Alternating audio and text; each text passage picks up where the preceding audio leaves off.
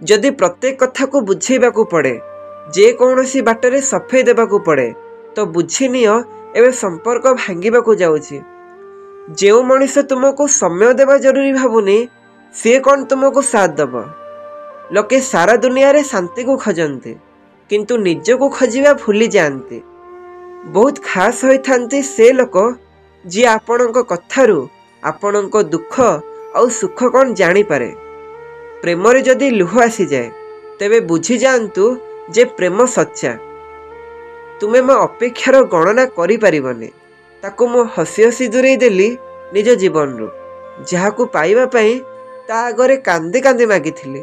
निजर लोकन को अपेक्षा करंतु नाही जदि से निजर दूर को जाइथांते काहीकि। अजन नथिबार मूल्य को एठी समस्ते मूल्यहीन बोली कहते। एई जेमिति लुह जीवनर अधा दुख भल लोकन को उपेक्षा करी एवं आउ अधा दुख खराब लोकन को विश्वास करी पाइथ।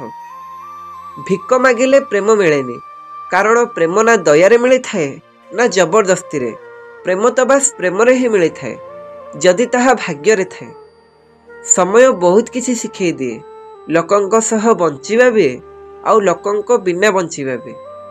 जेउठी अन्य को बुझेबा असंभव हो जाए सेठी निज को बुझे नेबा सबुठु भल होइथाए। कहा हृदय रे प्रेम जगेई ताकू छाड़ी दबा ताकू हत्या करिबा सह समान होइथाए। चुप अछि किंतु अंध हे जाएने।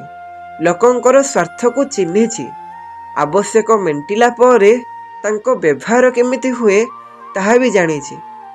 एक कथा सत्य बंधु गोटे हसुथिबा मुह पछरे बहुत अधिक लुह लुचिकी थाए।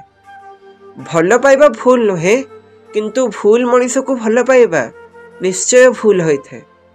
क्षमा मागुथिबा प्रत्येकटी लोक प्रकृत रे भूल होई नथांती। सेमाने हार मानि थांती निज संपर्क को बंचेबा पे। जदि कहानीर सबु अध्याय रे केवल मिलन रहिबो तेबे विच्छेदमय अंशर तात्पर्य किए बुझिबो। जदि जीवनर सबु पर्याय रे खाली खुशी ही लेखा जीवो तेबे विरहपूर्ण लुहर महत्व किए बा बुझी। जदि प्रेम रे केबे झगड़ा न हुए तेबे बुझी जाओ कि प्रेम हृदय रो नुहे दिमाग रु चलीछि। भूली गले भल होंता किछि स्मृति को काहेकि ना जेबे भी मने पड़े ए आखि अदा हो जाए।